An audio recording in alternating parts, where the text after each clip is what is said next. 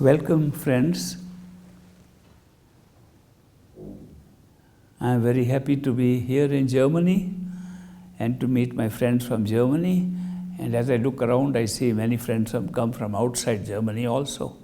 I welcome you all.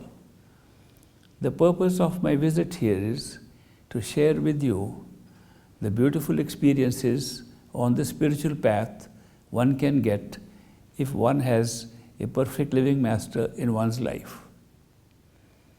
A perfect living master is one who has attained the awareness beyond the mind into perfection. One who is able to have the awareness of our true home where we are all one and there is only one totality of consciousness and not divided souls.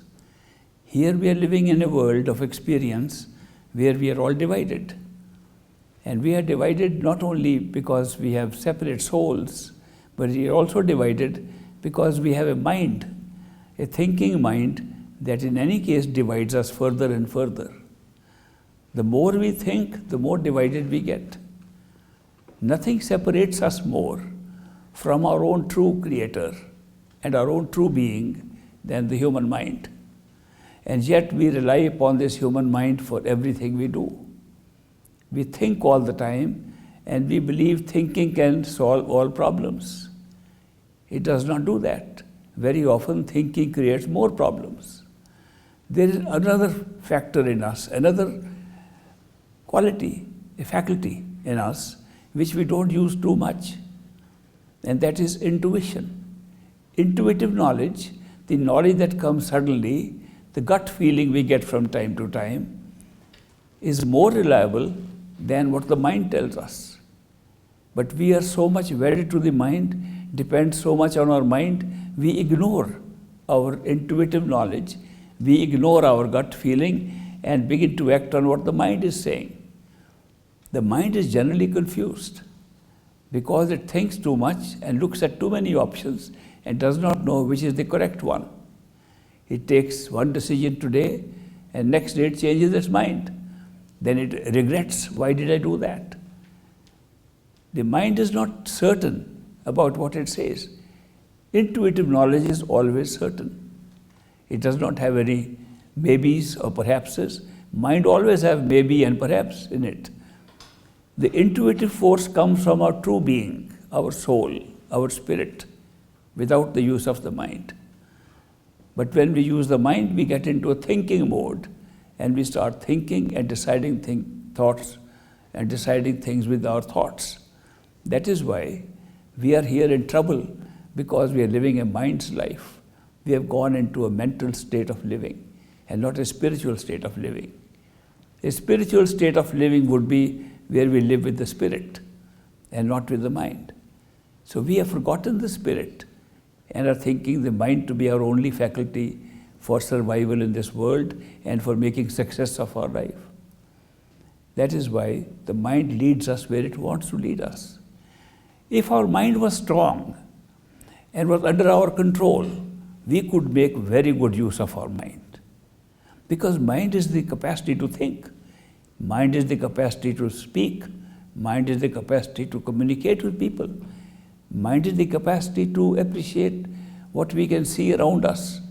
Mind is the faculty which assembles our sense perceptions and makes sense of all our experiences. Imagine how wonderful this mind is. If used by us, mind is a wonderful thing. And if the mind starts using us, it's a terrible master. What we have done is that we who got a mind as our servant, as our slave, as our computer, as an accessory to work with, we made it into our master. And we're beginning to follow the mind. The mind by itself is not bad, but we make use of the mind in a way that we don't get the best out of it. The mind is pulled by other sense perceptions. We look at this world and different sense perceptions, seeing, touching, tasting, smelling, they draw us out, the mind follows them, and then we get attached to those experiences. Therefore, at any one time, if you look at your life, what is it? It's full of attachments to outside things. And then because of that attachment, we try to make those things our own. It is my house, it is my car, and it is my wife, it is my children, it's my friends. Everything begins to have my, and we begin to make those things our own, which can never become our own. Because each one of us dies in our physical body. And all these relationships, whether with objects or things or with people, are based upon our having a human body. The human body has a very short life. And when the human body dies, all our attachments are left behind. What happens? When we try to make those things our own, which we cannot be our own, certainly not for a long time, and we are trying to make them our permanent possessions, what happens to us? When we die, if we survive in any form after death, what would happen to all the attachments we have made? What about the unfulfilled desires? They will force us to come back here again. That is what is happening over and over again. We are going through a cycle of reincarnation, cycle of rebirth, merely because when we die, we carry so much of our attachments and desires with us. And there is no way that we can stop it so long as the mind is our master. And the mind is guiding us into more attachments, not less attachments. That is why, so long as we are living a mental life, a life led by our minds, we are in trouble, because we cannot leave this place and go to our true home to which we belong. Our true home is our spiritual home, where spirit came from, where spirit resides. Our true home is where the totality of consciousness. There's no split there. There's only oneness. We belong there. We came here for a short adventure. We came here to have a different kind of experience. We wore different kind of costumes to have different experiences. The soul by itself is so pure. It's pure consciousness. It is pure awareness. It is just that can create an experience and experience it. Create a creation and then experience that creation. That is what soul is. Soul is the creative power. And what has the soul got into? By attaching with a mind which was supposed to be very useful to it, we got an identification with the mind. We began to think, we are mind, and began to say, I can think, that is me. That was not me at all. That was the mind. Me was, the self was, which made the mind alive, which gave the power of life to the mind. That is, mind was therefore our first costume that we put on. The soul put on a costume, very useful costume, by which it could experience a lot of things. The most important thing it could experience was time and space. That an experience which had no time and space could now be experienced in a past, present, and future. Of course, there was no past, present, and future. Was it necessary to have it? We had all the experience without these things. Now we are having the experience through past, present, and future because we are having it through the mind. We put on that costume which created time and space. Actually, time doesn't exist. If we were to apply our mind and think closely, what is time? Are we really experiencing time? Look at it carefully. Where do we live in time? We live in the now. Somebody pointed out to me a famous writer who has said we should live in the now. He's written a book about living in the now. And my question is, has anybody ever lived in any other time except now? Is it not always now that we live in? We are always in now. We can't get out of it, even if we want to. It's not that we have to live in now, we are in now. In fact, we can be nowhere except in now. We have no choice. And now, look at now. Now has no time. Before I can say the word now, it's past. It's future. After I say it, it's become past. I can't even say a word to make it present. I can't convert now into a time frame because it's future and then it's past. It's a meeting point between a future and a past. Really, there is no present at all in time. And yet we are all living in the now and living in the present. How could that be? How come when now has no time, not even a billionth part of a nanosecond? It trips into the past the moment we start looking at it. And before that, it's the future. So just because future is dipping into the past, and we call that meeting point in which we have to live, no matter what, is now or present, means we are not living in time, even here. Nor are we living in our true home. We never lived in time, nor are we going to live in time ever. And yet we feel we are in time. We look at our watches, we look at what we have remembered. Then what is this past, present and future we talk about, which is taken for granted by all of us? If you carefully examine, what we call present is actually the immediate past.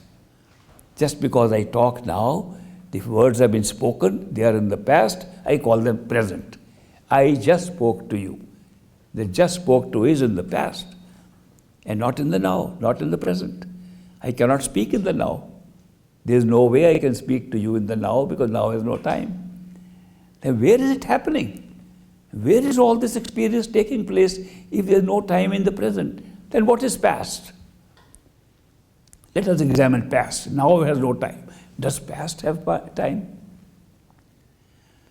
Past is created by memory. Supposing we all lost our memory, past will disappear. That means past is merely a function of memory. Past is merely a recollection.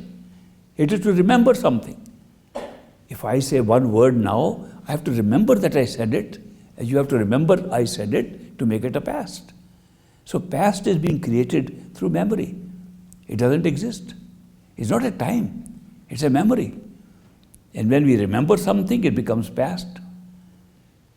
Therefore, what we call present or now is actually an immediate past. What about future? Is there such a thing as future? Let's examine that too. Supposing we lost the ability to hope, or to fear, or to anticipate. Supposing these three words were removed from all the dictionaries of all languages of the world, that we could not hope or fear or anticipate, and they are the same thing. Positive anticipation is called hoping. Negative anticipation is called fear. Neutral one is called anticipation. If these three words are removed, future disappears along with it. Have you ever thought of it? That if you cannot hope for something, if you cannot be afraid of something, if you cannot anticipate what is going to happen, there is no future. And how do you do these things? How do you hope, fear, or anticipate? In past. Because it takes time. And it can only come through memory. Examine very carefully what we are living now is not in time but in memory.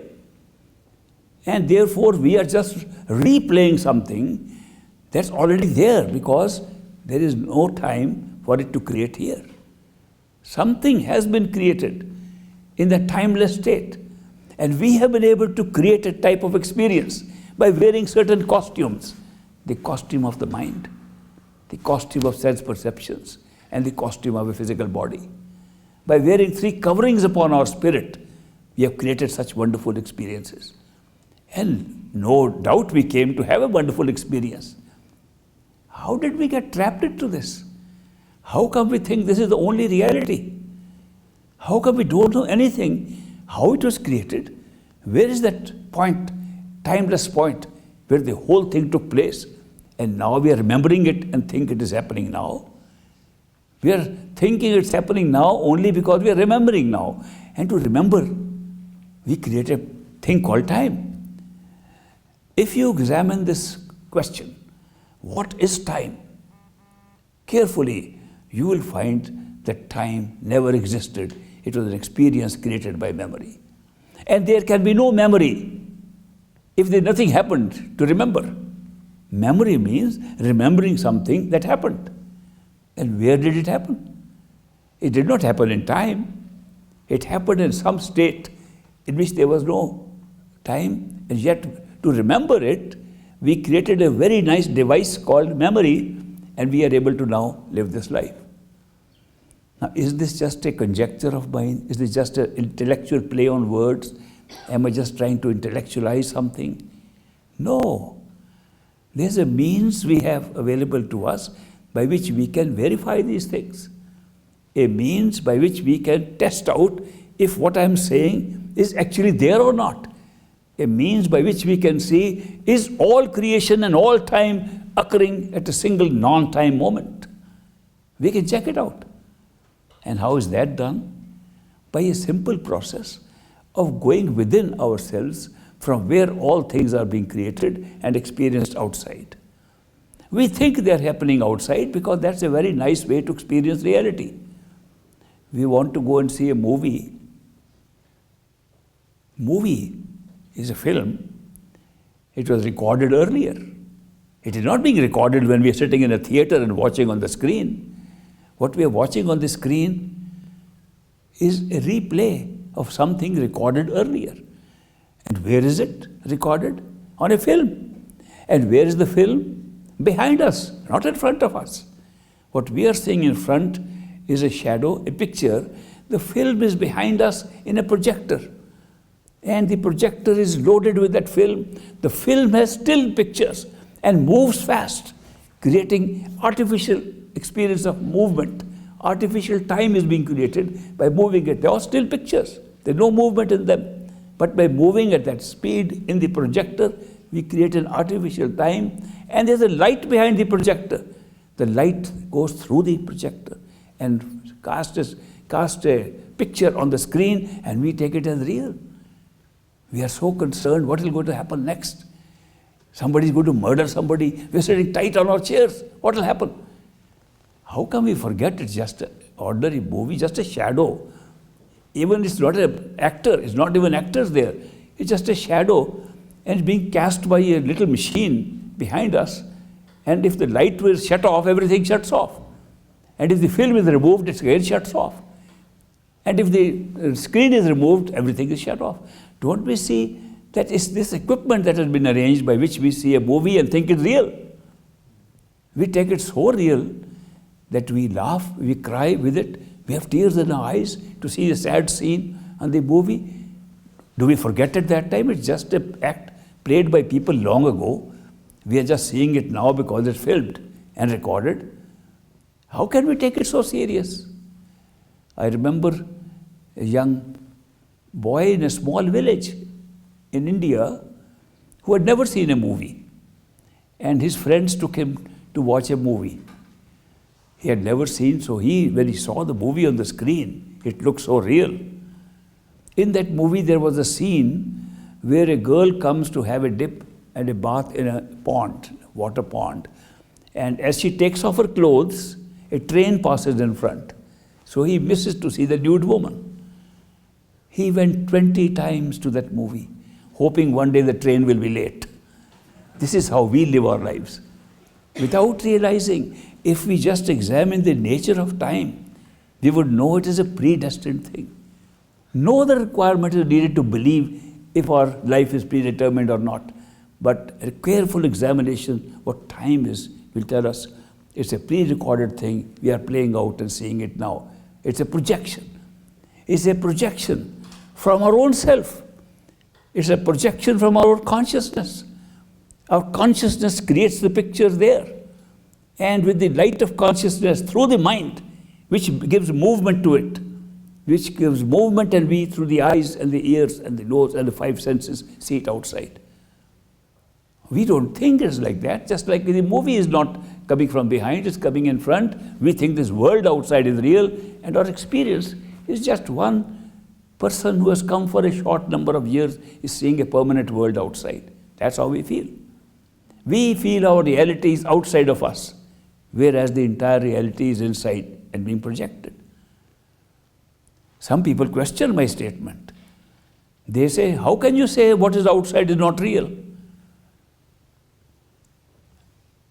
They debate on whether outside is real or inside is real has been going on for a long time. It's not new. For thousands of years, people have said, you have to have a tree outside to be able to see a tree. Others have said, no, you see a tree first, then it becomes a tree outside. And they keep on debating. Those who think a material world is necessary before you can experience it with the senses are called the materialists. And they exist in larger number. Those who believe that the idea of the things comes first and then things appear outside are fewer, but we call them idealists. So the idealist and the materialist have been debating for a long time what is true. And some man with common sense said, it's simple. Whatever happens first must be the cause. And what happens later is the effect. If a tree has to be brought in front of you before you can see it, then tree is the cause. And your seeing of it is effect. Therefore, tree is real outside. The other argument is that the bringing of the tree in front of you is part of the experience of seeing the tree. How can you say that tree is separate from bringing of the tree in front of you or tree coming in front of you? They are both part of the same experience. Therefore, we should find out, how do you see? So the medical people who look at our eyes, they tell us the way we see anything is because near parallel rays of light, they fall upon objects. That's the material, empirical way of looking at this world. That light falls upon these objects and travels towards our eyes. The objects absorb all the colors except what they cannot take, and that's the color we see. We don't see the real colors. We see the non-absorbed colors. That light with the whole spectrum of light colors falls upon objects. The objects absorb, this science, this physics. The objects absorb all the colors except what they cannot absorb, that reflects back, that become the color of the object. Then those near parallel rays of light carry that color into our eyes. And there the eye, the open eye, carries that and makes through the lens inside and the vitreous and aqueous humor, it forms an inverted image on the retina behind the eyes.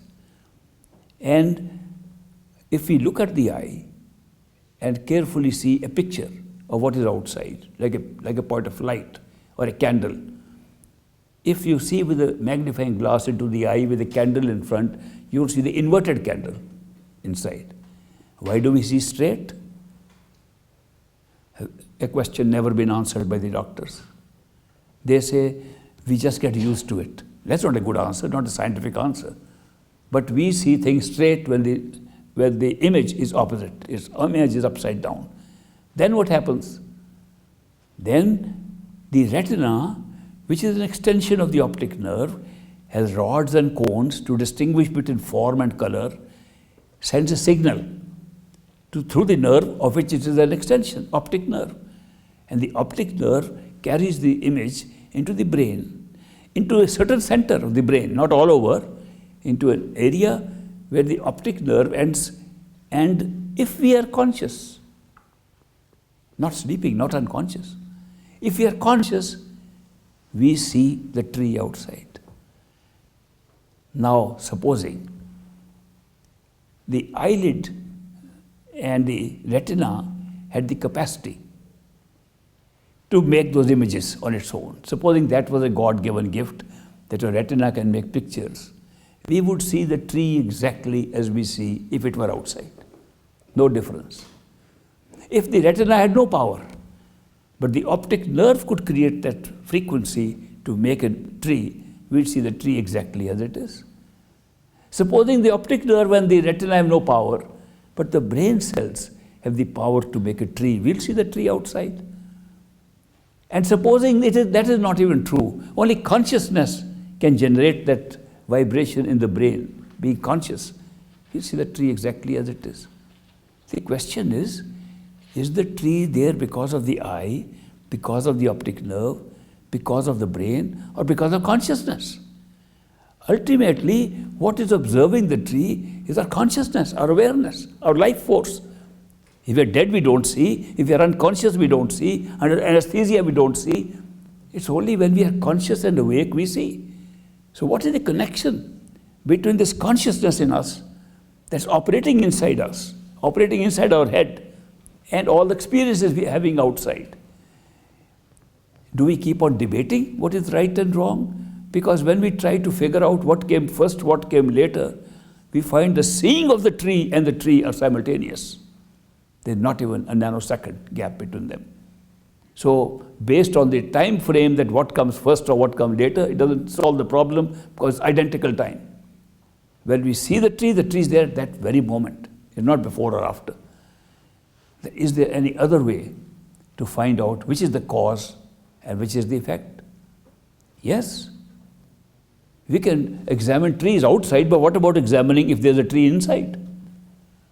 To examine if a tree is inside or all the other experiences we're having are inside, we should go inside. Look there. We never do that. Our life, based upon experiences outside, is totally tied out to outside. And we don't know where is inside. Then we close our eyes, it's dark. We open our eyes, we can see. So we're used to the fact that in order to see anything, you must open your eyes and see outside. We can't see inside. But there is a way to see inside. And I'm going to tell you how it is so simple to see inside. And by seeing inside, you can get a definitive answer whether things that you see outside are being made inside or not. So that's the whole purpose of going within and finding out the truth about our experiences. Not only this experience, every experience that we can have, every experience, material, spiritual or other, you can discover by going within your own self, inside. Now when we say going inside, right now we have a physical body. So let's start from there.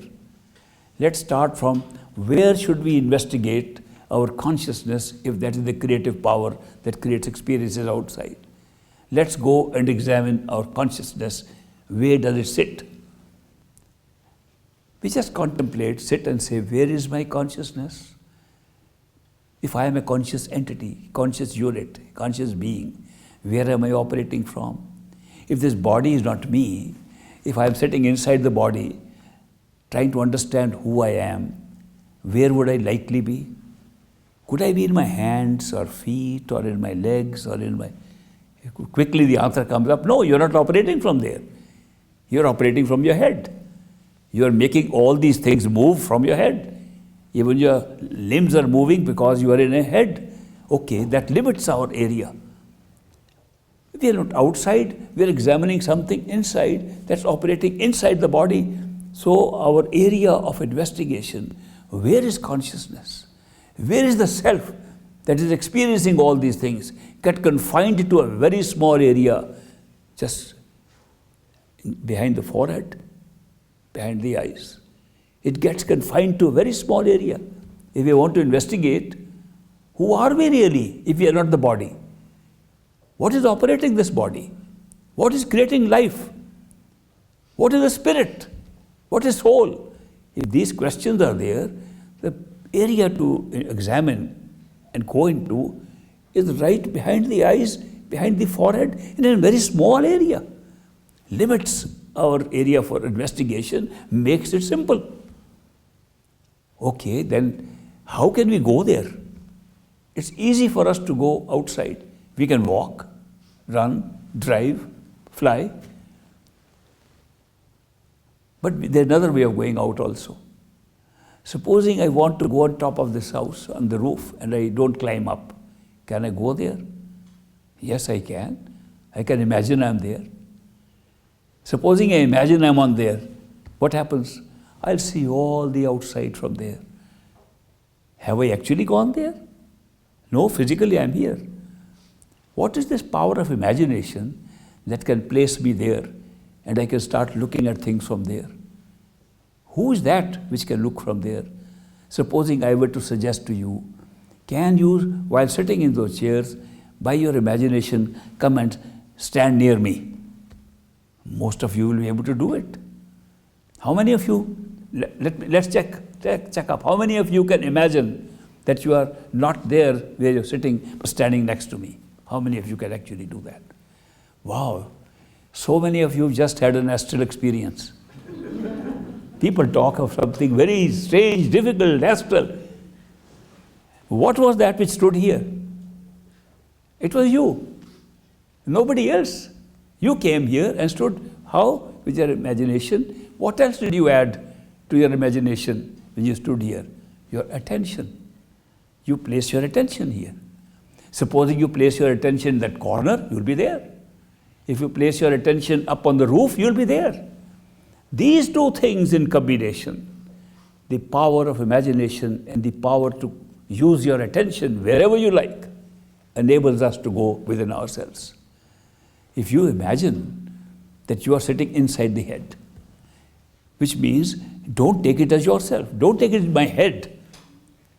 It's a place I am in. It's a room, a chamber I am in. And you imagine you are there and put your attention there. You will be there. How much will you be there? As much as you felt when you stood here. You were not whole of you there. Most of you were there sitting in the chairs. Little bit of you came and became an imaginary self.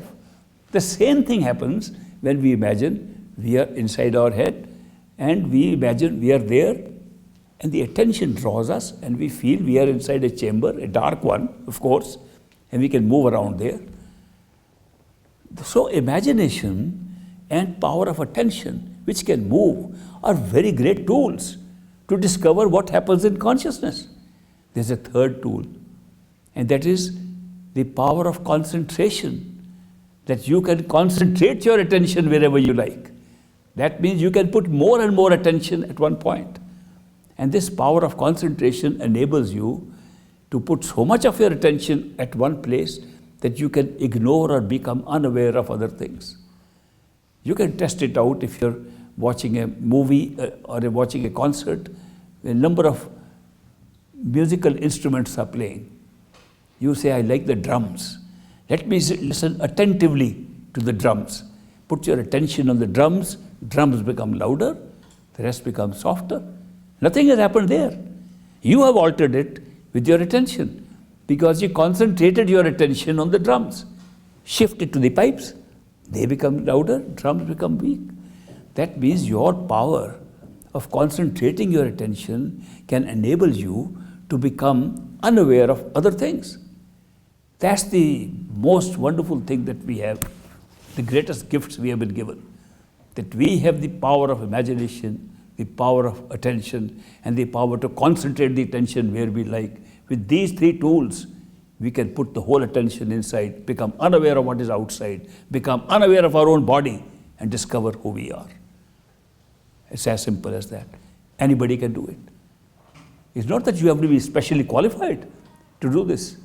You as a human being, if you are a human being, you are qualified. Because every human being has these gifts given to that human being by the Creator. It is not placed artificially by anybody. It occurs naturally in us that we can do this to investigate what is inside. So when all these great philosophers, mystics and saints say the truth is inside, they would tell us the kingdom of God is within. When they tell us the truth has to be found within yourself, all outside is just illusion. When they say these things, they also say you can find it out. They don't stop at that, making a statement that things are all inside you. They say how you can access that area. And each one of them tells us the same thing, that by the power of imagination, you can be there. By the power of attention, you can put your attention only inside and not outside. Concentrating attention there can make you unaware of everything outside except yourself inside. That's called enlightenment. That's called self-realization, that you realize you're not the body. Very strange experiences happen if you do that. Of course, it is not theoretical talk what can happen. You should try and see what happens. When you concentrate your attention, you are looking at yourself. You're looking at the experience inside, not with these eyes. You're looking with inner eyes. Maybe the same eyes that see imagination.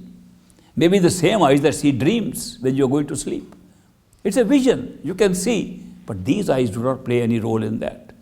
So you can see without these eyes. You can see without, we can hear without these ears. You can touch without these hands. You can have all the sensory experiences without any of these senses. In the course of the next 2 days, if you like, I'll demonstrate it to you. If you like, we can all do it. I would like you to participate in this and not make it merely a talk from me. Let's walk the walk also along with talk the talk, and I can make you feel how it feels to be able to do all that and go within yourself and discover that all sense perception exists inside without the physical body. When you have that experience inside and you become unaware of the outside, unaware of your body, you discover you have a body anyway. Very light body. You could just see the body that stood next to me. Wasn't it light? Did you know how you flew over here in no time? It's a different system, it's a different law of nature in that state. A state in which the physical material thing have gone. You were not material when you came here, nor are you material when you go within. You are in a state where the body only consists of sense perceptions. The body can see, touch, taste and smell as no matter. That's your body, it's our body. It is installed, embedded inside this body. It is because of the inner body of our sense perceptions that we can see through these eyes and hear through these ears and touch these hands. If that were not there, this body can do nothing. It will be dead. That is why the embedding of another body inside us, which is only made up of sense perceptions, with no matter in it. And that's yourself. It has a clarity of thinking which this body does not have. Because the mind is still the same. It does not mean that you have a new mind now because you got an internal astral or ethereal body. Mind is still the same. Thinking mechanism is still the same. Your questioning is still the same. Your finding answer to questions is still the same, whether you have this physical body or not. And that's a great experience. To be able to see you have something inside which is more real because it holds the secret of all sense perceptions which you are now using in the physical body. It is only the real thing is inside. Well, that's step 1 only. You can take step 2 and withdraw our attention from the sense perceptions also. How? Same way. There's a head in the sense perception body. Withdraw your attention inside that. In the same way, with your imagination, with your attention concentrated there, your astral body sense perceptions disappear. You become unaware of them. Then what is left? You and your mind are still there. You and your capacity to think are still there. You and your capacity to creatively use your mind is still there. And it does not need sense perceptions to have experience. We discover only at that point that experience can be had even without sense perceptions, without a physical body. Who can have it? Anybody who can pull the attention to that, all of us are qualified for that. It's a matter of practice. If you can practice going within and concentrating your attention there, you can have it. The mind then operates as the most creative thing, and you understand what mind is. You learn so much at that time. Unbelievable stuff you will learn. If you can become unaware of the physical body while in a wakeful state, in a totally wakeful state, a higher wakeful state, not go to sleep, not have a dream-like state, but a wakeful state in which you withdraw your attention while awake and become unaware of the physical body and become unaware of your sense perceptions. You discover the truth about predetermination of our show which we are seeing here. You see where the film was shot and picked up. You pick up your film right from there, and that's what we are doing now.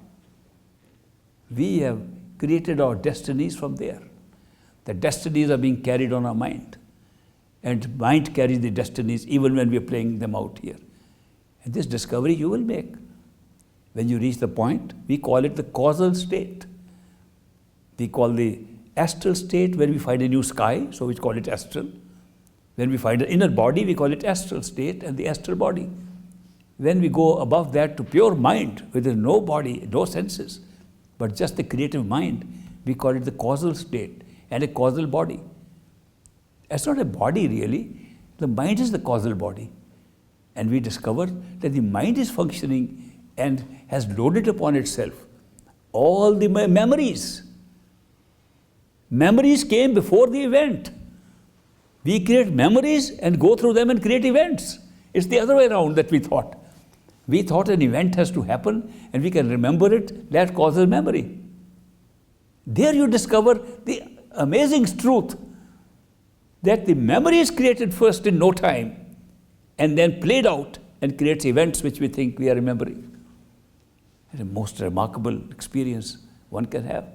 One then realizes the whole nature of this creation. One realizes it's an inward out, coming from inside outward.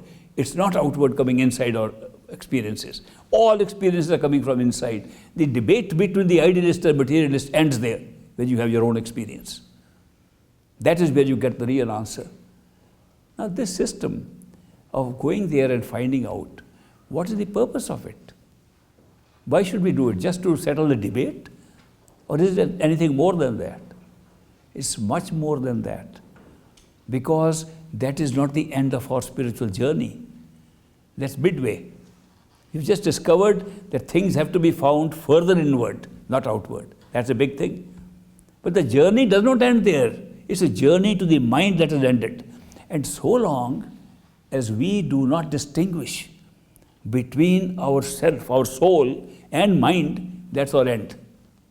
We see the universal mind from which all minds are being created. This is our true home.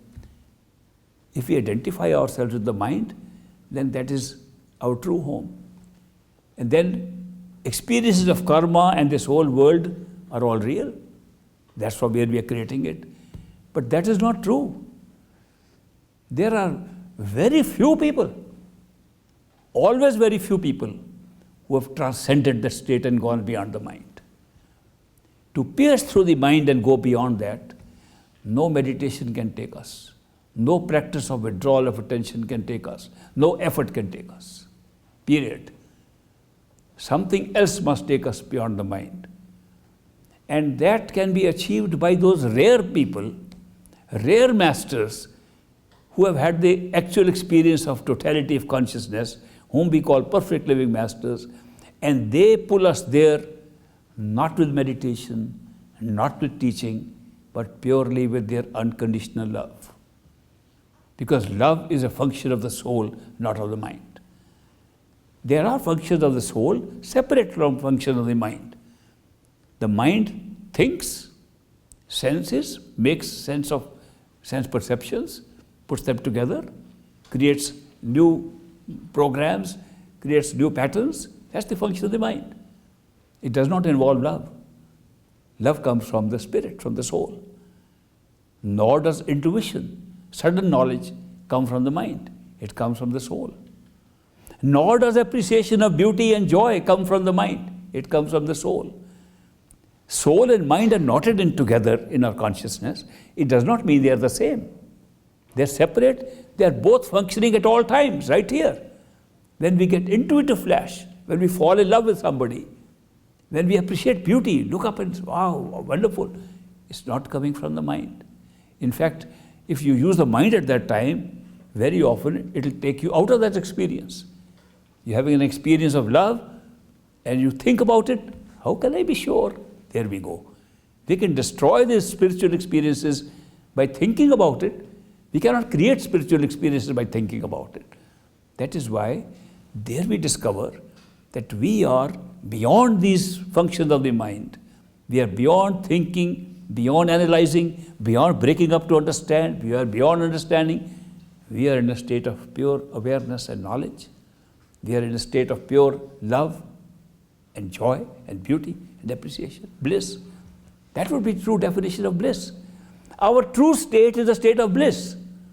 Just because we want to use the mind for new experiences, we have lost our state of bliss.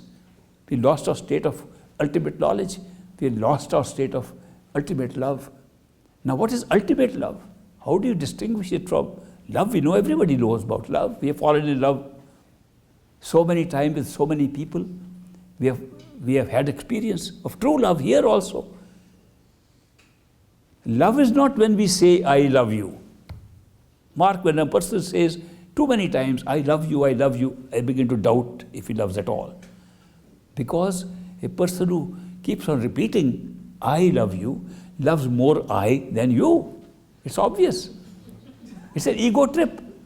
And supposing somebody says, I love you, and you say, but I hate you. That person will say that I hate you too. What kind of love is that? True love is totally unconditional. True love has no expectations in it.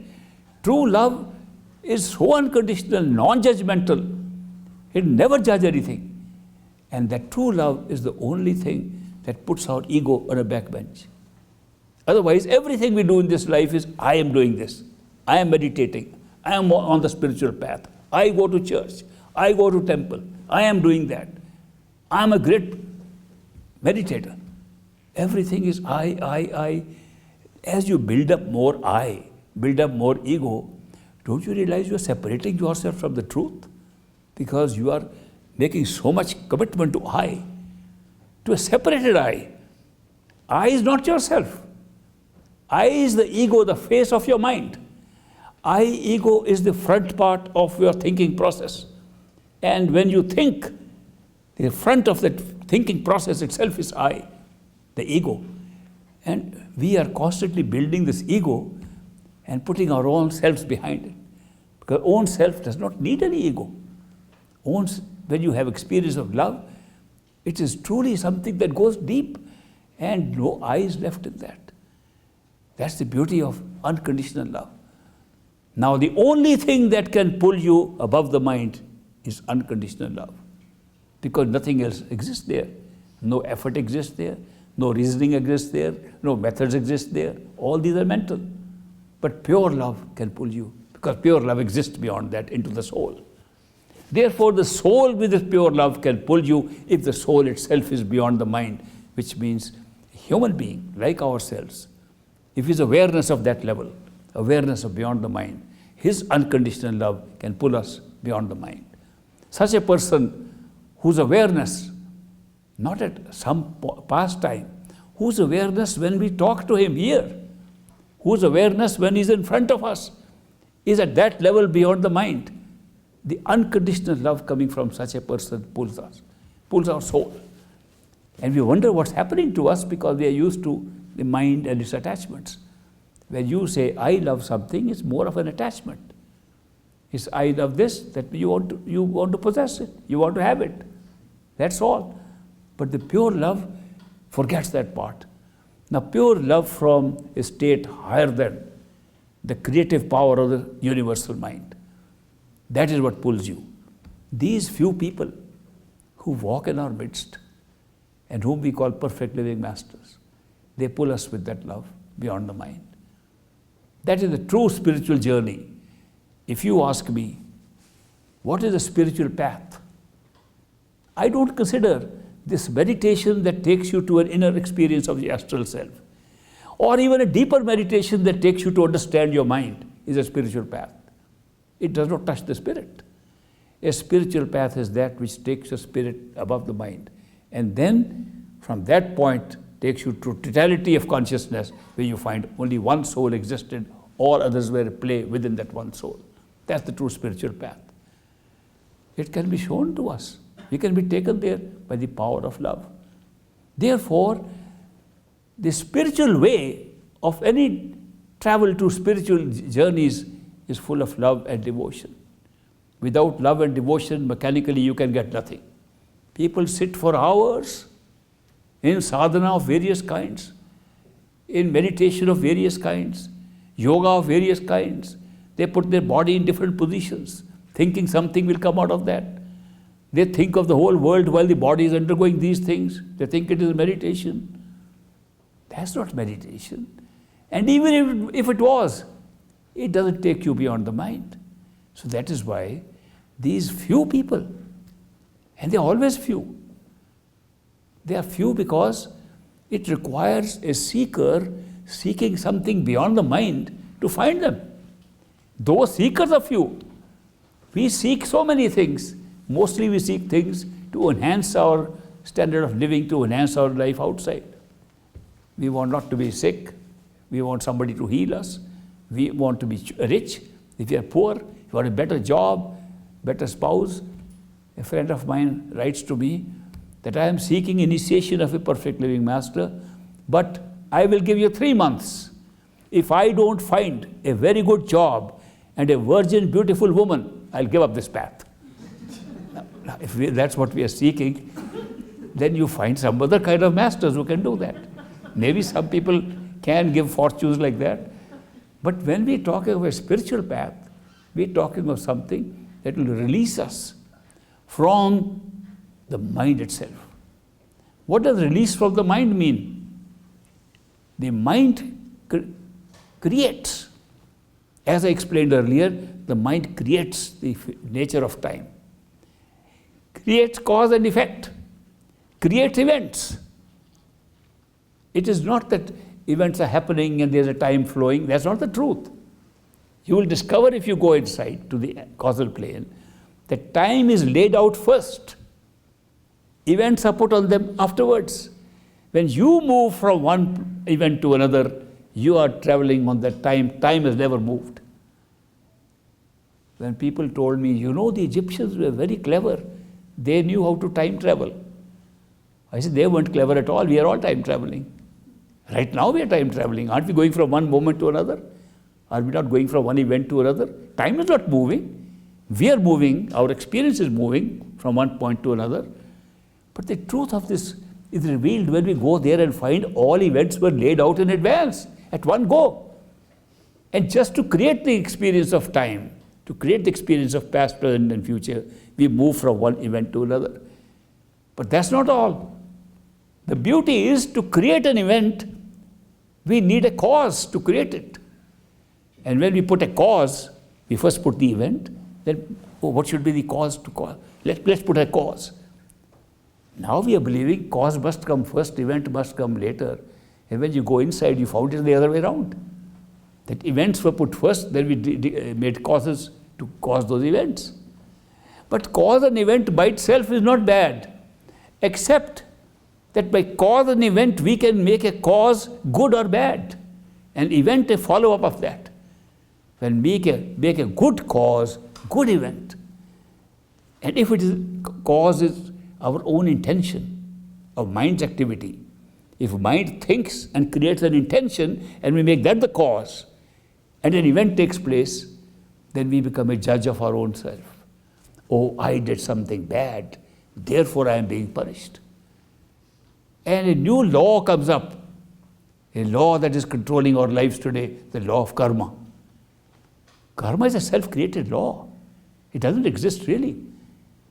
The soul has no karma whatsoever, never has, never will. But when we identify ourselves with the mind, which is creating the law of cause and effect, the law of cause being, if you do good, you get rewarded. You do bad, you get punished. And who decides? Who is doing good and who is doing bad? Yourself.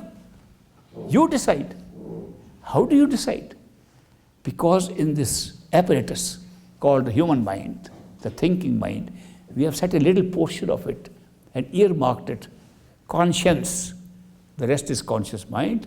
The little portion is called conscience. As if we have created a guard over us through the mind, telling us, wow, that was good, that was bad. We call it conscience. Where does it pick up all its morality? From experience, from society, from outside, from the laws of the country, the laws of the religion, laws of the culture we are in. They create all that values. That conscience picks it up, tells us this is bad to sin. We say, what the sin is good. And we defy that conscience and commit sin. And then the conscience says, now you have done something bad, you committed sin, you'll be punished. And we punish ourselves. It's a wonderful thing that you are able to do all that. But the fact that then we take it as the only reality. So we get tied up with this cause and effect and the law of karma, and we circulate over and over again, moving over time to get rewarded for our good things and be punished for bad things. That holds us back in the realm of the mind, and holds us back in the realm where we create those good and bad things. If we do it when we are wearing a physical body, karma becomes a physical thing. And we do things here and come back in the same form to pay off. Get rewarded for good things we have done and be punished for bad things we have done, and our own conscience is determining whether you should be rewarded or punishment. And this is a continuous cycle then. And since time has been created for these events, and these events then follow, every event, everything we think in our head becomes an event and a cause for new events. We never get out of it. The most subtle trap we could have laid for ourselves.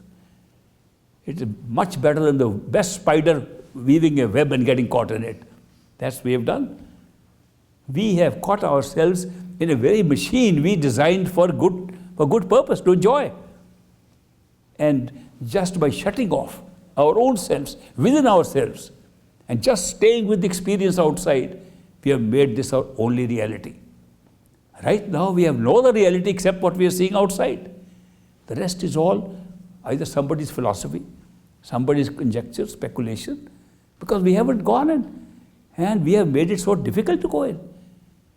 When I am telling you, it's the simplest thing to withdraw your attention, using the great faculties given to us: imagination, attention, concentration of attention. 3 things can lead you within. Why aren't we using it? Because nobody's seen it. Our world is all real outside. We did not want this experience to be just a shadow like a movie. We wanted it to be as real as possible. The more real the experience, the better it is. We made it so real, we forgot our own reality. We forgot the reality of the maker of reality, and only got ourselves engrossed in this reality. And this reality is so deep, gone into so much reality. We go into physics of particles, neurons, smaller particles. When we go to vastness, billions of light years away. World is existing for so long, for billions of years. We have created a space and time. Do you know how easy it is to create this space and time if we know the real cause and effect? You can go into a dream state and create it. Supposing you have a dream. In the dream you see an old building you have never seen before. You ask somebody in the dream, how old is it? They say 2,000 years old. Here a building has been created 2,000 years. You wake up in 5 minutes, building is gone. 5 minutes early it wasn't there. In 5 minutes you can create 2,000 years. Okay, you can go to sleep and have a dream. The sky is different, not this sky, it's an orange sky. You say, wow, I've never seen the sky before. How deep is it? Infinite. You wake up, the sky is gone. You created infinite space in no time. In fact, in the 60s, I went to the United States to study. I got a fellowship at Harvard University, but I was also interested in consciousness and things like that. There used to be an institute for studying sleep and dreams. I was very interested in that. So I went and attended some of their courses and experiments, what they were doing on people. What they would do is that when a person went to sleep, they would put electrodes on him and they would put a camera on the eyelids to see the rapid eye movement. They would study all the vital forces, how much they change during dream sequences. Then when a person's subject went to sleep, they would mark all these things. When they would see the rapid eye movement of the eyes, they knew he's dreaming. So they'd wake him up in the middle of the dream and say, what were you seeing? So the person would speak out. In a half-awake state, they saw that the eyelid movements are moving like this rapidly. They say, what are you seeing? I was seeing a waterfall. It was so beautiful, the water was flowing. Another person's eyelids are moving horizontally. What were you seeing? I was seeing a tennis match. The ball was going from here and there, which means that these eyelids are actually moving with what you're seeing in a dream. So the connection between a physical body and the dream state, the vision which you're seeing inside is not the vision with these eyes, and yet these eyes have a relationship with that. But the most interesting thing they found was that we all dream several times a night, and many people say, I never dream, because we forget them. The way the dream is forgotten by us, there is almost a phase-out stage within seconds. Sometimes 1 or 2 seconds, you can remember a dream and it's gone when you wake up. Most of them you don't remember.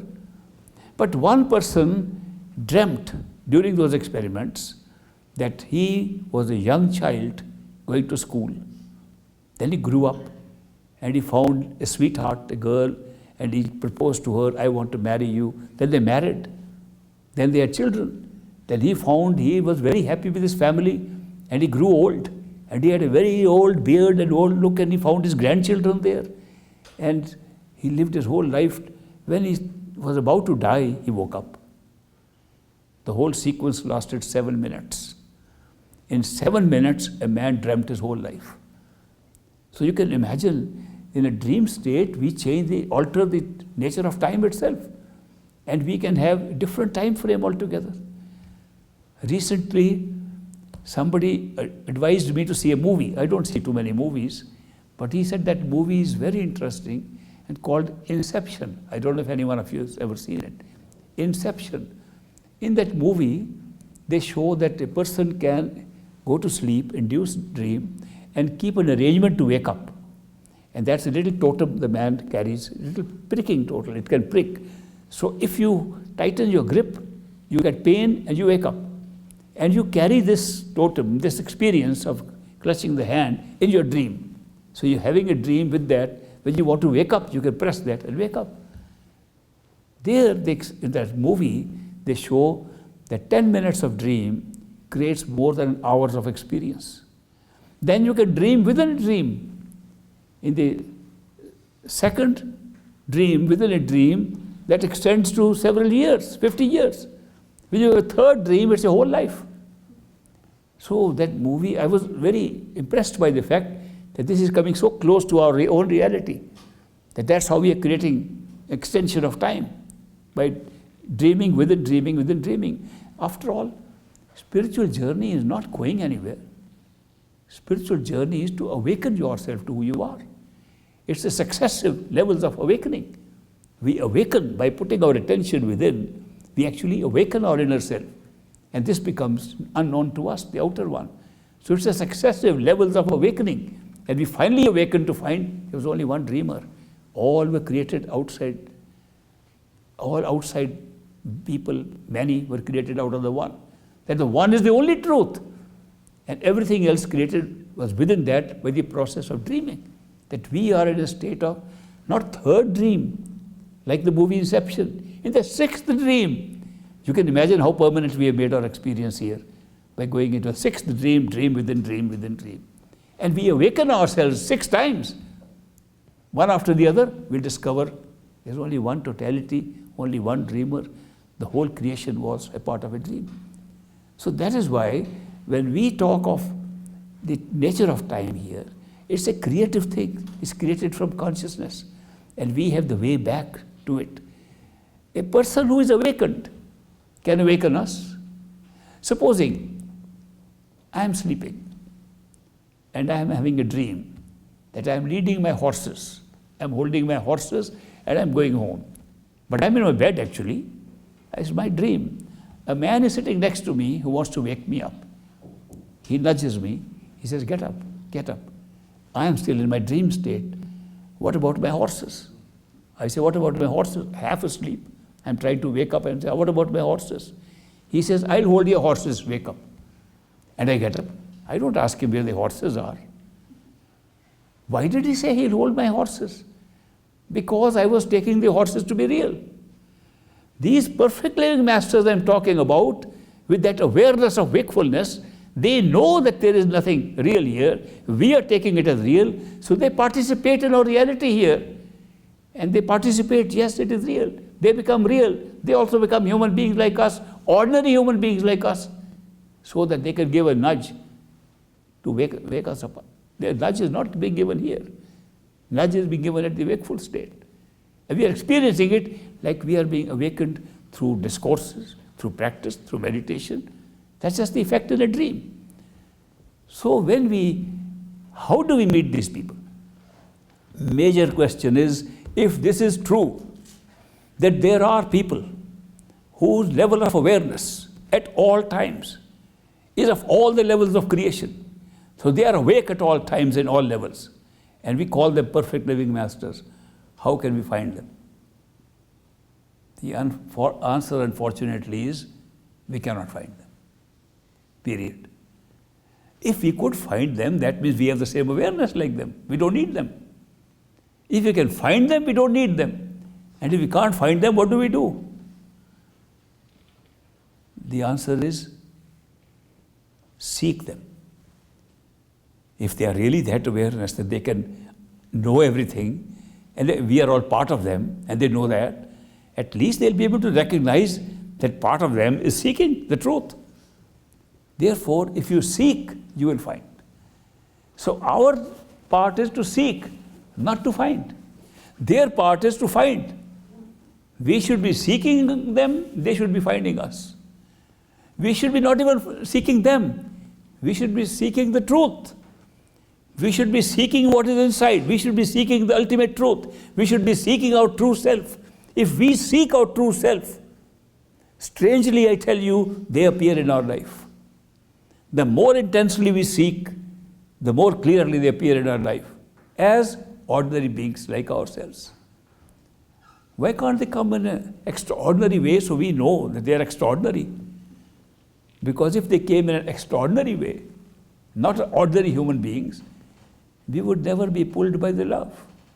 We would never be friends. The very method of taking us to higher levels is the method of love and devotion and friendship. We won't be that. Imagine for a moment if a master, a superman who knows, has high awareness, comes flying into this room while we are just talking here, and we all look up, and he's just flying in because he's superhuman. He's trying to show off. He's not like us, he's above us. He has more strength and something more that he can fly in the sky. We look up at him. What will be our thoughts? Many of us will say there is some trick, and there is some hidden string which is hanging and holding him. Some will say, no, maybe he has learned how to levitate. A few will think he might learn to levitate and he's gone up. He is better than us. Some will even admire him. Some may even worship him.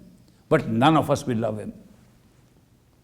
If he happens to fall down while he's doing this, most of us will try to run and help him.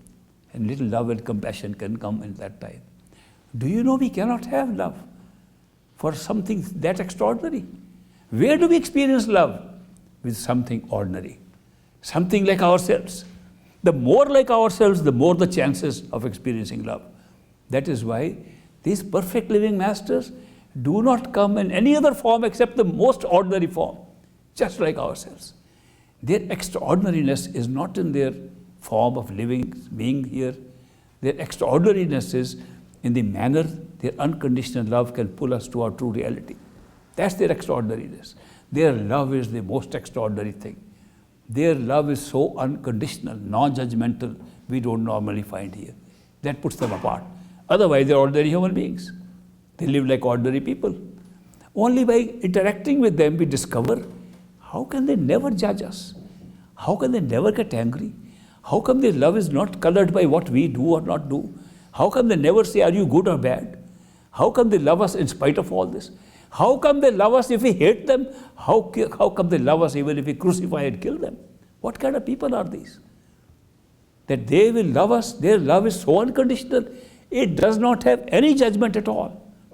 They will love us if we love them. They will love us if we don't love them. They will love us if we hate them. They will love us if we kill them. That's the kind of love that they carry. And that love is what ultimately affects us. That love affects our souls. Because the souls are the one that generate and receive love. Not the mind, not the body, not the senses. We reduce that love into other forms of experiences like attachment, like infatuation, like sex, like sexual attraction, like gender attraction. We transform them into these things and we still call them love. No, love is not in these areas at all. True love comes only from the soul, from the spirit. And these perfect living masters pull us from soul to soul. They pull us with their soul, with unconditional love. And mind battles against it. The mind creates doubt about it. No, it can't be true. I must be hallucinating. I must be thinking. The mind battles, but the love is so powerful, ultimately it overrides the mind. And we are able to be pulled. And then they take us back home. They do not come here as teachers. They don't come to teach us anything. Teachers, there are so many, thousands and thousands of teachers are available teaching the same thing. They teach us temporarily because we like to be taught. We have been indoctrinated into believing that unless we learn something, we get nothing. Unless we struggle for something, we get nothing. And here is a path where neither learning nor struggle gives us anything. Love is not created like that. Love can neither be learned, nor can you practice it, nor can you say that I am going to try hard to get it. It doesn't work like that. Other things do. All mental effort can be done like that, but not the experience of love. That is not there. These people have such unconditional love. They pull us, and there is no thought involved. It is effortless. Our spiritual journey truly is effortless. Effort is only for the mind. And if these people, these teachers come and say, put in an effort, it's not because effort is going to give us anything. Very often, it is to prove that effort is giving nothing. There was a barrister, an eminent attorney. He was also a judge at one time in India. And he was in the politics, finance minister of the state. And he became a disciple of my master, great master, Baba Sawan Singh. And he followed him during his career. When he retired, he came to the great master, I want to serve you. And the master said, you're a highly educated person, you have held many high positions, you know how to administer things. Why don't you become administrator, secretary general of this organization? You have to handle so many people. He said, no, sir. I don't want to do any of those things. I just want to be your doorman. I want to stand outside your door. Great master said, okay. So he became a doorman of great master till the end of the great master's life. He was a doorman. And he enjoyed that job because he saw people with such eyes full of love, tearful with love and overwhelmed with love. He saw those people walking in to meet the great master. Very inspiring scenes he saw. Very happy with that seva, that service he was doing. But that one day, he went to great master and he said, Master, I have enjoyed the job I got from you of service as a doorman, but I missed out on my meditation. I never meditated. Will you please let me now have a little break so I can catch up with my meditation? I was supposed to put in a lot of effort for my meditation, never got a chance. I was just standing outside your door. And now, Master, I understand this summer you are not going to your holiday resort in the mountains. Your house will be free. That house where you live, with all the spiritual frequencies and vibrations going on there, that will be the best place for me to meditate. Can you give me the keys of your house? So I'll go there in 3 months stay and meditate. Great master said, here are the keys. Go. He took the keys and went to that home, all full of anticipation. Now I'm going to try my very best. I have missed out on meditation. 3 months I am going to meditate all the time in order to get the results in sight. And he went as soon as he opened the door. A man comes, I am the plumber, I was waiting for somebody to come, I do plumbing work in the house. Started plumbing work. Other people came in, oh, we didn't know you are here, we have come to see you. He was so distracted. 3 months he could not meditate at all. He tried his best and couldn't do it. He went back to the master, returned the keys. Master, I failed. I tried my best, I could not meditate. Master laughed and said, you passed, you didn't fail. The purpose of that visit was to show you your effort can give you nothing. It's not a question of effort. You want true spirituality? What puny effort can a mind make? What puny effort can a human being in such a close enclosure of karma and all kinds of duties, obligations, responsibilities around you, what effort can you make? It's a question of grace that flows from the other side of your mind. The grace that flows, the blessings and grace that flow upon us from there. We have to catch them. And that only comes when we respond to love coming from there. That response to love is called devotion. That is why we always use the word love and devotion. What is devotion? How can you be devoted? You can only be devoted if you are experiencing love. So love and devotion is the secret of the spiritual path. Not effort and meditation. But we have to go through effort. Otherwise, mind is not convinced. We have trained ourselves that without effort you will get nothing. Without struggle, nothing comes. Of course, it is true about the mind. It's not true about our soul. And that is why these masters sometimes say, make effort. Make some more effort. Till you say, effort is doing nothing. And you discover it's an effortless path. It's a path of responding to love. It's a path of devotion. And a devotee gets what he wants, not one who's putting in all his effort. But this stage comes when you have tried and failed, not beforehand. I had a colleague in the university. He used to examine all these things very carefully. One day he wrote to me, I have found out this spiritual path is not one with effort. It's an effortless path. At the end he wrote, now I am going to try very hard to be effortless. That's how our mind works. Our mind has no concept what effortlessness is. Effortless comes when you're dragged by love. There's no effort involved. You're pulled by love. There is no effort. It's an experience. It's a unique experience. An experience of the soul. A spiritual experience. All love that we experience, true love, is spiritual experience. It is that experience that takes us beyond our mind. And from there, when we go beyond the mind, it's soul to soul, then the spiritual journey starts. And one whose awareness is already in totality of consciousness. Therefore, he's got totally awareness at all times, even if he's wearing an ordinary body amongst us. Such a person can pull us to our true home. And that is the real spiritual path. Who is it meant for? I have talked to you now all this while about a spiritual path and going to our true home. Who wants to do it? Only those who are seeking the true home. Those who are seeking elsewhere, look elsewhere.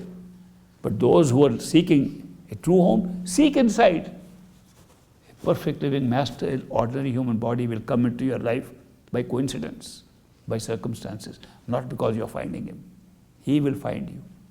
The more intense and passionate your seeking is inside, the more quickly you will recognize when that person comes into your life, that this is what I was waiting for. And then the rest is automatic. Rest is control the mind with these simple methods that he will teach. They're very simple methods to control the mind. The repetition of words. He'll give you a mantra. Why? Mantra never takes anybody to our true home. No mantra has ever taken anybody there. Mantra is physical. They're physical words. How can they take you to spiritual things? It's just physical words, physically repeated, just to prevent the mind from thinking too much of other things. It's a mechanical device. Simran or mantra is a mechanical device. It takes you part of the way. Then you have to leave these physical words and go into other kinds of music and sound that is coming inside. That pulls you. There's a resonance in the self that pulls you. Then you follow that. That also doesn't go very far. You become from Varanatmak, we say in Hindi, a language that can be spoken, can be in words. We use it to start with.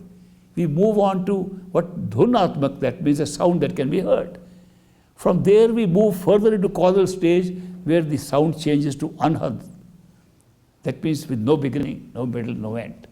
People try to repeat a word, Om, as a copy of that Anhad Shabd, Anhad sound, unlimited, with no beginning, no middle, no end. But when you say the word Om, it has a beginning and an end. It can't be a good representative. So when the priests want to sing the infinite way, in no beginning, they want to start humming to show that it has no beginning. And it like that. Just to signify that we are now talking of a sound that comes within, which has no beginning, no middle and end. This changes also. This requires time, space. You go beyond the mind. The sound changes to a creative power. a Sar Shabd we call it. And that creates a realization of who we are. That's a discovery of our soul. That's the first time you can say, I know who I am. And above that is Sat Shabd, or the truth, ultimate truth, where only one exists and the whole is being created from there. Such is the beauty of this creation and the beauty of our creative power. And we are examining it from a point of view where we are very highly qualified people. Why? Because we are in human bodies. What is so great about being in human bodies? Well, if we were in trees, insects, birds, we would not be making any choices. If we were angels, we would not be making any choices. We would know everything. If we were gods running universes, we would have no choices. We knew everything. Total knowledge. Here's a blissful, wonderful state. We are ignorant of the future. Just by being ignorant of the future and having the power to make choices, we become seekers. You can't be a seeker anywhere. If you already know something, how can you seek? Seeking requires lack of knowledge of what you're seeking. Therefore, ignorance is indeed bliss without our realizing it. That because we are ignorant of the future, we become seekers. The fact that it is written somewhere else by us that we will seek and come back home is of no consequence here. Here, we seek because we can make choice. When we seek, the very drama we have ourselves created to find a perfect living master comes into play. And our seeking is responded by the appearance of a human being in our life who turns out to be one with that awareness which we seek. And we externalize the real role of a master who is actually operating, pulling us from inside. We externalize it. Do you know, if this is true what I'm saying, that we are projecting everything outside, obviously you're projecting a master also. A human being who comes and we say he has that awareness is being projected by ourselves. Where is the master? Must be inside.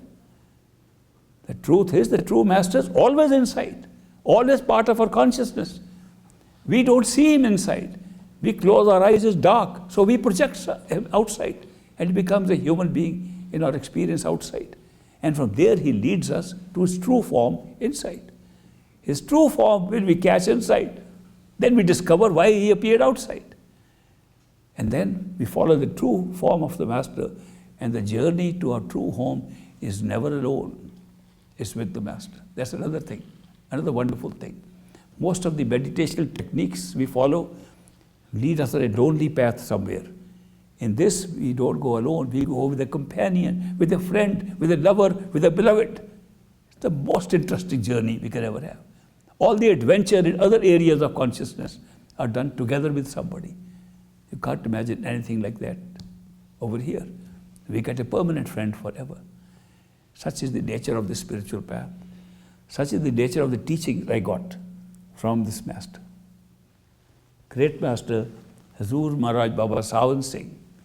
And he's the one from whom I got everything that I'm sharing with you, including the experiences. He promised something and he delivered. Therefore, I call him perfect living master. I never give any comment or judgment on any masters or so on. I mean, no, it's not my role. It's not my mandate. My mandate is to look at what he has done and to tell you there are perfect living masters. The only definition of a perfect living master is that he carries, while he is a human being like ourselves, an awareness of totality at all times. Not that he was once ascended to that level and he come back to teach us. Not that. That's not a perfect living master. One when he is in front of us, he is talking from all levels and is aware of them all at any time, at all times. Such a human being. Very rare, but accessible to us based on our seeking. You seek to go to the highest level of consciousness, to your true home, to totality of consciousness, to oneness of all things, he'll appear in your life. And you will notice him. Mind will create some doubts now and then, but they all will disappear with the experience of the unconditional love. I'm very happy to meet so many of you are all seekers. I know you're all sitting here because you're seekers of the truth. And I'm sure you'll be able to get help. I hope my experiences will help you in your own seeking. And if you're already seeking, you're already on the path, I hope they'll trigger you to speed up your journey. And if you are meditating and have taken it very casually, I hope you'll take it seriously. And if you have made it a low priority in your life, that okay, I have so many other things to do, I'm very busy, one day when I get free time, I will meditate. I hope my experiences shared with you will help you to start now, because we never know when the end of the physical system comes up. And once it ends, the period of seeking will also be over. So let's make the best use of our human existence. Let's make the best use of the time we have in this human body when we're ignorant of the future and can become seekers. I wish you all the best on the spiritual journey. So those of you who are coming tomorrow, I'll be able to share you more and do a little practice. How many of you would like to have actual practice of meditation? Well, I'm very happy to see that. We'll do that too, so that we know it's not all talk, that what we are talking about is real in experience. Thank you very much.